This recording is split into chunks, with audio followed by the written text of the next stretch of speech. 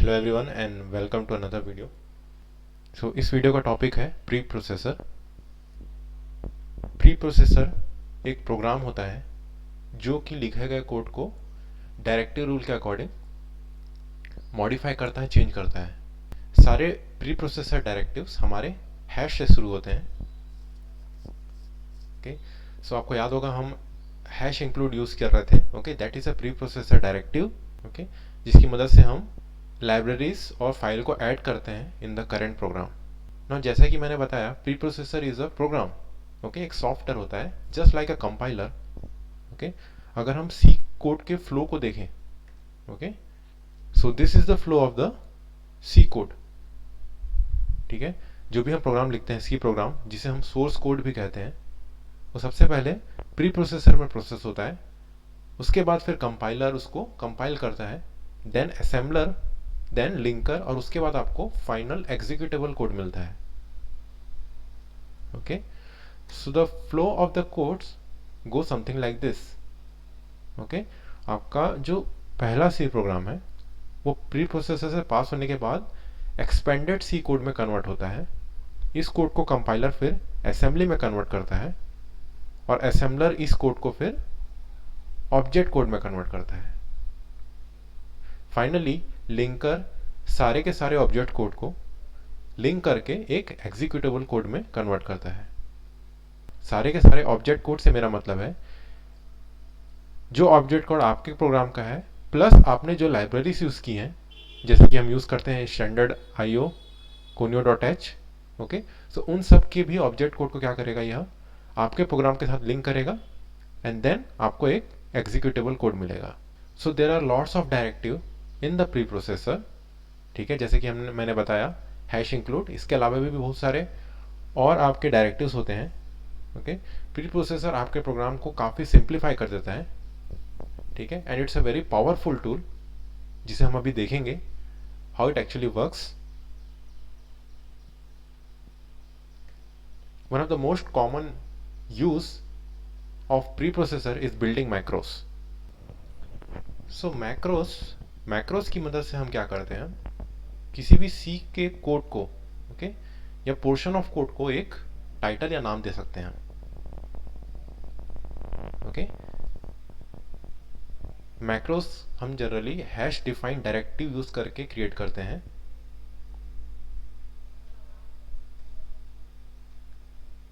Okay, सबसे common example macros का है आपका कांस्टेंट क्रिएट करना। Okay, okay, for example this, मैंने हैश डिफाइन यूज करके PI नाम का एक मैक्रो क्रिएट किया है जिसकी वैल्यू क्या है 3.1.4, जिसकी वैल्यू क्या है 3.141। ओके, जो कि पाई की वैल्यू है। ठीक है, now this is a macro. ठीक है, मैंने बोला था मैक्रो क्या है, एक पीस ऑफ कोड है जिसे हम नाम दे सकते हैं। ओके, यहां पर मेरा कोड क्या है, इट्स अ कांस्टेंट। ठीक है,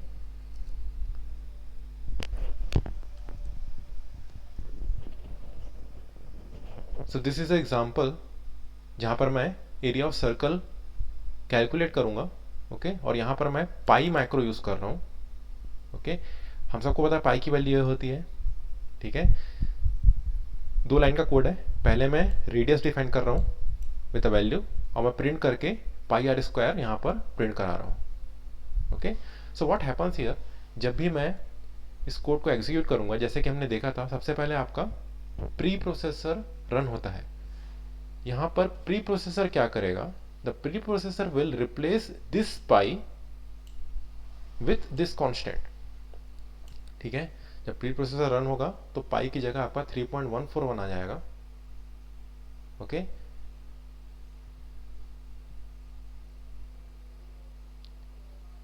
although pi is not a variable. ठीक है, अगर आप देखेंगे इसे, पाई एक वेरिएबल नहीं है और कंपाइलर इसको सीधा एक कंपाइलर यहाँ पर स्ट्रेट अप एक एरर देने वाला है, बट सिंस हमने इसे एक मैक्रो के तौर पर डिफाइन किया है, preprocessor will going to replace it. Okay, so this is one of the application and very common application. जैसे कि मैंने कहा था, ओके, मैक्रो हम जनरली मोस्ट कॉमनली कांस्टेंट की तरह यूज होता है। Okay, so what is hash define is doing, hash define is defining this pi with this value, ठीक है, और कोड में जहां पर भी पाई मैं यूज करूंगा वो ऑटोमेटिकली इस वैल्यू से क्या होने वाला है, रिप्लेस होने वाला है. Okay, so a very powerful feature this macro. We can also create macros with argument, ठीक है. For example this square X है ना, मैंने फिर से हैश डिफाइन यूज किया है.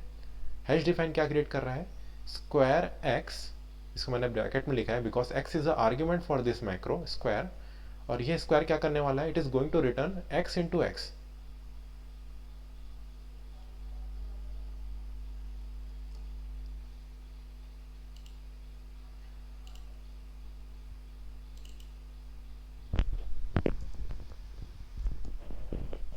Okay, so this is a program for this square.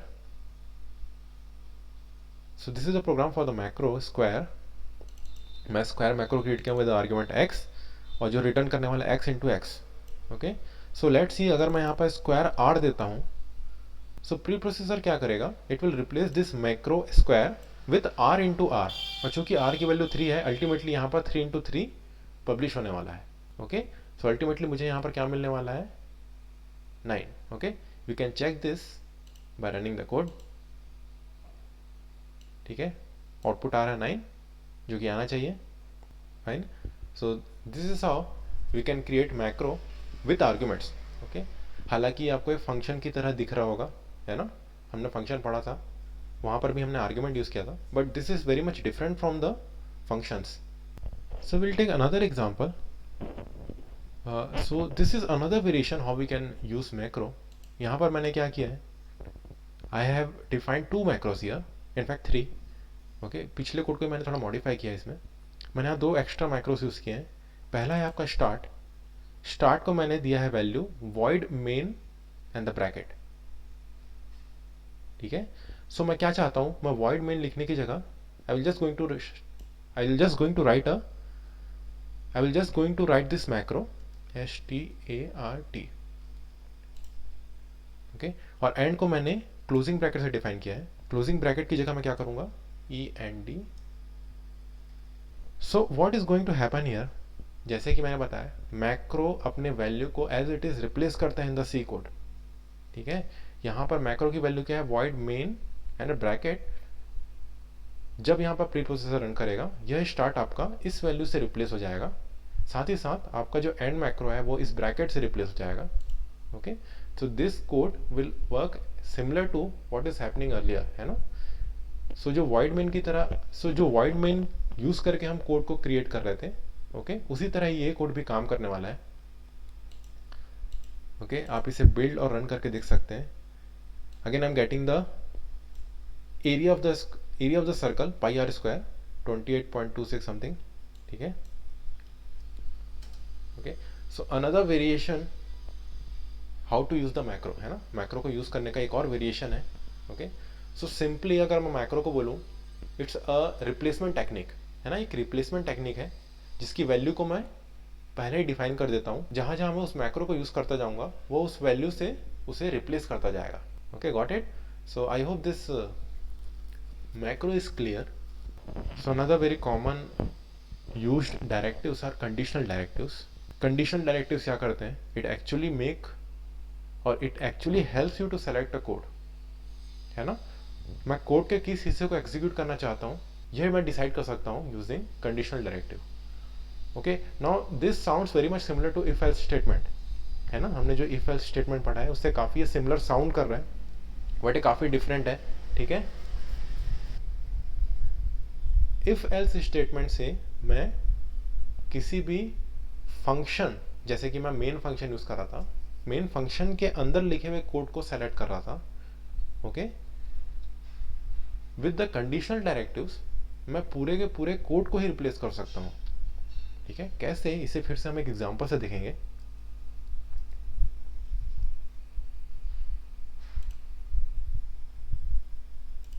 Okay, so here I have used a directive if def. ठीक है, इफ डेफ एक कंडीशनल डायरेक्टिव है. इफ डेफ क्या करेगा, if def will check whether this given directive is defined और not, ये directive आपका define हुआ है कि नहीं हुआ है. Okay, and on the basis of that आपका अब कोड एग्जीक्यूट होने वाला है. नाउ मैंने यहाँ पर दो कोड बनाए हैं. ओके, इसे मैं दूसरे ब्राउजर पे इसे शिफ्ट कर लेता हूँ. Okay, because that is not much visible, visibility थोड़ी अच्छी नहीं है यहाँ पर. सो this is the code. Now यहाँ पर मैं इफ डेफ नाम का कंडीशनल मैक्रो यूज कर रहा हूँ. इफ डेफ क्या करेगा, it will check whether this one macro is defined और नॉट. ठीक है, इफ डेफ चेक करेगा वन आपका मैक्रो डिफाइन हुआ है कि नहीं हुआ है.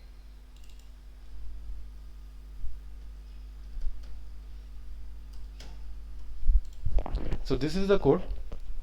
ठीक है, यहां पर मैंने if def conditional directive use किया है. इफ डेफ कंडीशनल डायरेक्टिव क्या करेगा, it will check whether one नाम का मैक्रो हमने डिफाइन किया है कि नहीं किया है.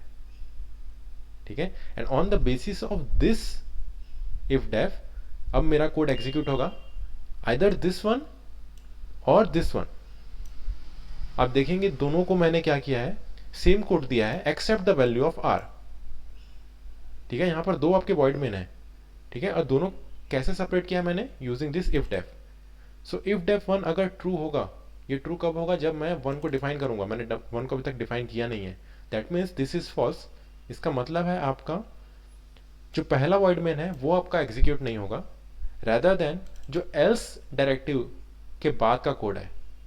ठीक है, एल्स आपके इस स्टेटमेंट के फॉल्स वाले कंडीशन को क्या करेगा, होल्ड करेगा.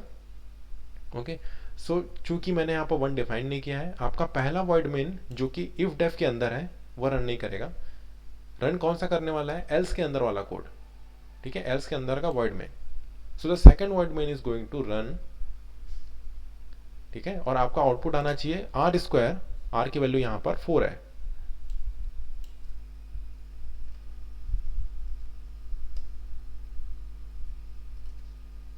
Okay, so the first void main इस कोड में थोड़ा सा डिम दिख रहा है because of the theme they are using. Okay, इस सॉफ्टवेयर में ऐसा थीम है कि जो भी एक्टिव कोड होगा वही विजिबल होगा. ठीक है, जैसे कि हमने अभी देखा इफ डेफ कंडीशन स्टेटमेंट के कारण आपका एल्स वाला कोड एक्टिवेट होने वाला है, या एल्स वाला कोड आपका रन होने वाला है. एंड बिकॉज ऑफ विच उन्होंने क्या किया है, पहले वाले कोड को डिम कर दिया है. Okay, to make you understand कि अब आपका सेकंड वाला भी रन होने वाला है, ना कि फर्स्ट वाला. ओके, काफी अच्छा फीचर है, बट थोड़ा सा यहाँ पर हमें दिक्कत हो रहा है because of the visibility. Okay, so इसका मतलब है मेरे पास यह सेकंड में रन होगा और आपका आउटपुट आएगा R square which is nothing but 16. इसे मैं बिल्ड करके रन करता हूं. सो द आंसर इज 16 जैसा कि हमने एक्सपेक्ट किया था. नाउ व्हाट इफ अगर मैं वन को डिफाइन कर देता हूं. लेट्स अगर मैं डिफाइन करता हूं वन को, अब आप देख सकते हैं सेकंड वाला आपका जो कोड है वह डिम हो गया है, क्योंकि अब आपका यह इफ डेफ वन अभी आपका ट्रू रिटर्न कर रहा है, ट्रू वैल्यू रिटर्न कर रहा है. एंड बिकॉज ऑफ विच अब मेरा पहला वॉइड मेन रन होने वाला है. ठीक है, और अब अगर इसे मैं बिल्ड करके रन करता हूं, in that case I will get 9 because अब मैं यहां पर प्रिंट करा रहा हूं 3 का square. Okay, so this is an example of conditional directive. ठीक है, जिसकी मदद से ना ही सिर्फ हमने कोड को ही सेलेक्ट नहीं किया है, रादर देन मैंने यहाँ पर दो कोड लिखा है एक ही फाइल में. ठीक है, अगर आप इसे ठीक से देखेंगे, मैंने दो वॉइड मेन यूज किया है. दैट मीन्स मैंने दो कोड लिखा है पूरा का पूरा. ठीक है, और दोनों में से एक मैं सेलेक्ट कर रहा हूं using a single line by defining this macro one. Okay, so this is very classic example. Okay, और काफी ज्यादा ये यूज होता है अगर आपके पास मल्टीपल वेरिएशंस हैं कोड के. Okay, so this is the conditional macro. Okay, मैंने यहाँ पर इफ डेफ यूज किया है, यहाँ पर हैश इफ भी होता है. तो this is the conditional macro. I want you to check other conditional macros, काफी सिमिलर है, जैसे कि हैश इफ. ठीक है, वहां पर वैल्यू चेक होने वाली है, ना कि डेफिनेशन. ठीक है, यहाँ पर मैं डेफिनेशन चेक, यहाँ पर मैं वैल्यू चेक नहीं कर रहा हूँ. मैं बस यहाँ पर ये देख रहा हूँ कि वन नाम का मैक्रो आपका डिफाइन हुआ है कि नहीं हुआ है. ओके, एक और ध्यान देने वाली बात, मैंने जितने भी मैक्रो को यहाँ पर डिफाइन किया था ठीक है, जैसे 1 डिफाइन किया है, इसके पहले मैं स्टार्ट डिफाइन कर चुका हूँ, एंड डिफाइन कर चुका हूँ। ओके, यहाँ पर मैं पाई डिफाइन कर चुका हूँ। ओके, सो दिस मैक्रोस मैंने हमेशा इसे कैपिटल लेटर में डिफाइन किया है। Okay, now this is not a rule कि आपको मैक्रोस कैपिटल में डिफाइन करने हैं। This is a standard practice, ये स्टैंडर्ड प्रैक्टिस है। जैसे कि अभी तक हमने देखा था, वेरिएबल्स को हमने अभी तक सिर्फ लोअर केस से डिफाइन किया था, है ना। मैं स्मॉलर लेटर्स यूज कर रहा था टू डिफाइन द वेरिएबल्स। वैसे ही मैक्रो को हम हमेशा कैपिटल लेटर से डिफाइन करते हैं। इट्स नॉट अ रूल, आप चाहें तो स्मॉल लेटर से भी डिफाइन कर सकते हैं मैक्रो को, but it's a standard practice. ठीक है, थ्रू आउट द वर्ल्ड ऐसा ही फॉलो होता है। सो मैं चाहूंगा जब भी आप मैक्रो यूज करें, you use it with the capital letters. Okay, इसके साथ भी और इसके अलावा भी और बहुत सारे मैक्रोस होते हैं, जैसे कि हैश इंक्लूड, जिसे हम पहले ही देख चुके हैं। हैश इंक्लूड का काम क्या है, किसी भी हेडर फाइल या सी फाइल को इंक्लूड करना इन द करेंट प्रोग्राम। हमने यहाँ पर 3 प्रकार के डायरेक्टिव्स देखे हैं। ओके, पहला हमने देखा था हैश डिफाइन। ओके, फिर हमने देखा था कंडीशनल मैक्रो, जैसे कि if def, hash if def sorry, या hash if. Okay, so hash else, hash elif, ये सब आपके कंडीशनल डायरेक्टिव्स के ही पार्ट है। साथ ही हमने देखा था हैश इंक्लूड, जो कि हम काफ़ी पहले से यूज़ करते हैं, जिसकी मदद से हम हेडर फाइल्स या सी फाइल को इंक्लूड करते हैं ताकि उसके हम फंक्शंस या वेरिएबल्स को यूज़ कर सकें। सो this is all about macro.